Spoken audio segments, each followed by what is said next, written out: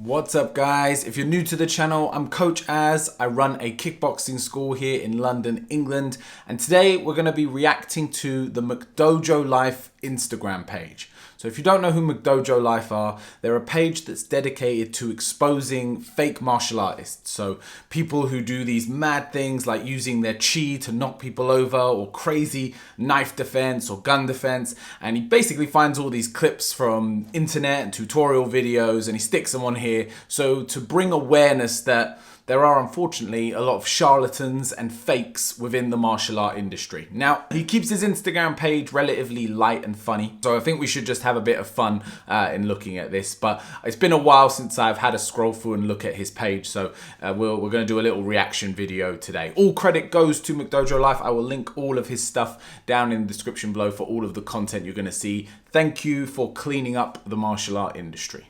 Let's get it started. So this is the McDojo Life page. Be sure to go give it a follow on Instagram.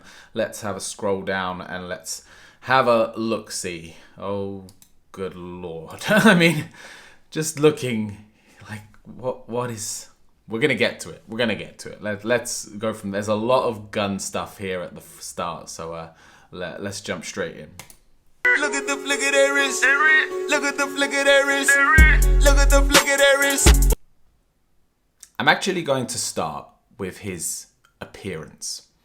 There are two types of McDojo instructor.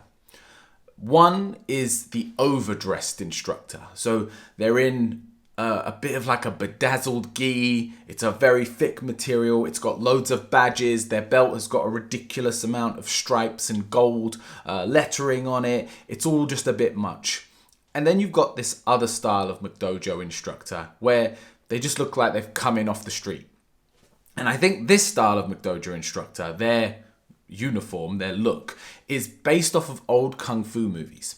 You know, the ones where the great Kung Fu master, who's all retired, he doesn't fight anymore, he's just walking down the street and someone disrespects his woman or attacks a child, and then he has to kind of jump into action in his linen shirt and loose trousers and plimsolls. So I think that's what goes through their head. I just find it bizarre. Like, you're recording a tutorial. Did you not think to, you know, put your branding on, look appropriate? I don't know. It's just, whatever.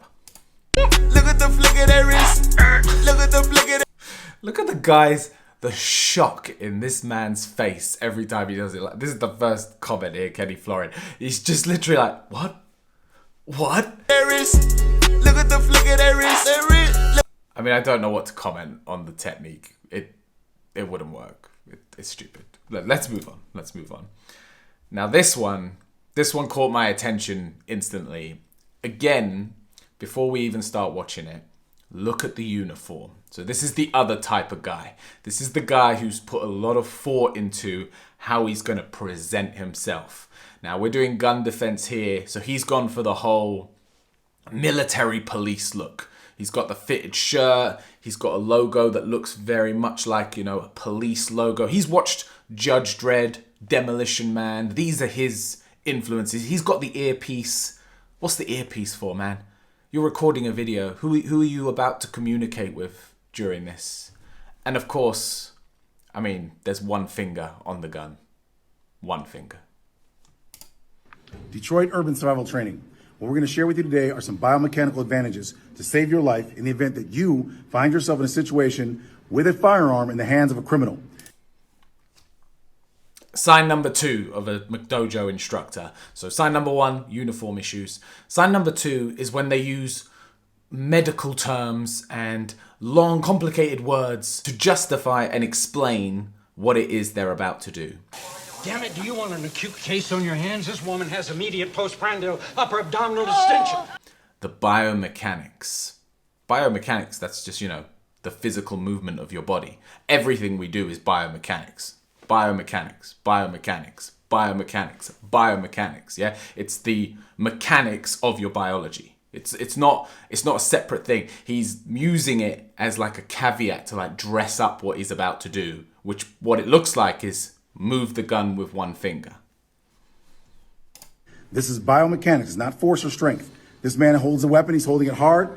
If I push my finger against his barrel, I can still control that weapon against his will. the weapon comes out of the hand. If I put my hand here, it can literally come right out of the hand. That's because the hand is not made to hold anything very well. If I put my hands right here, the hand is not made to hold anything very well.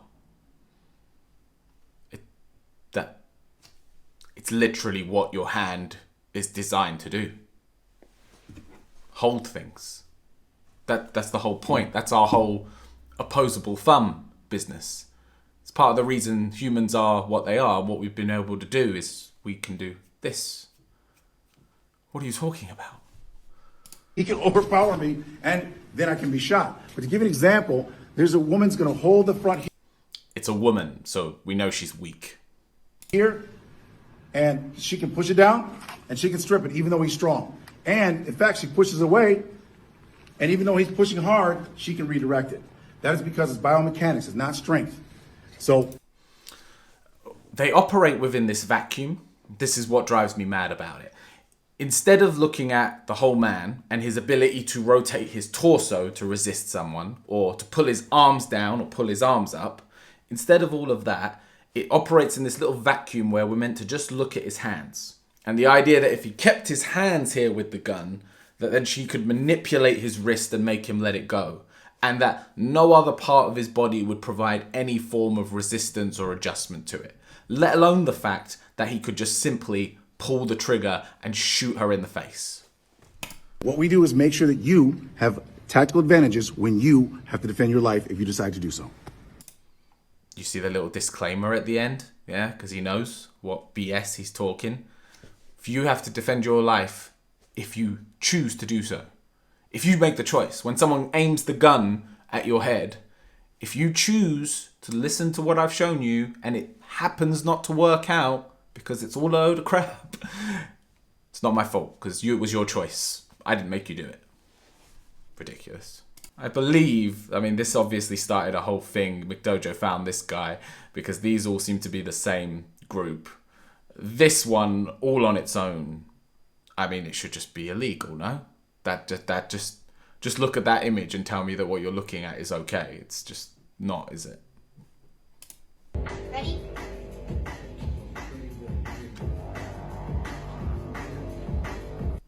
Ready?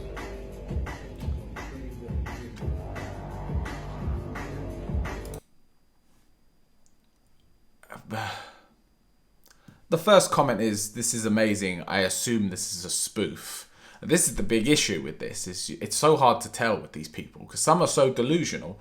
They legit think that this is okay. This is a center. This guy pays rent for this place. He's got this whole setup with the guns on the wall. They've got this uniform. Like, a lot of thought has gone into this. So if this is all just a big satirical, very funny, like, credit to them for the amount of time and energy and money they've invested into it. I don't think that's what it is. I think it's taking advantage of people who don't know better and who are vulnerable.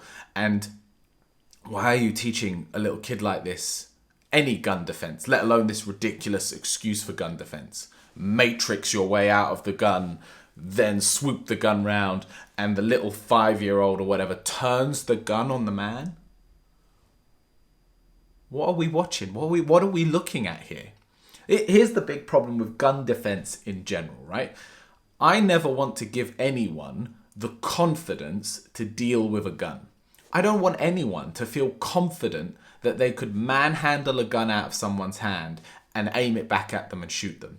Because even if you had the correct technique, even if you knew exactly what you were doing, do you really think that you're in an advantage?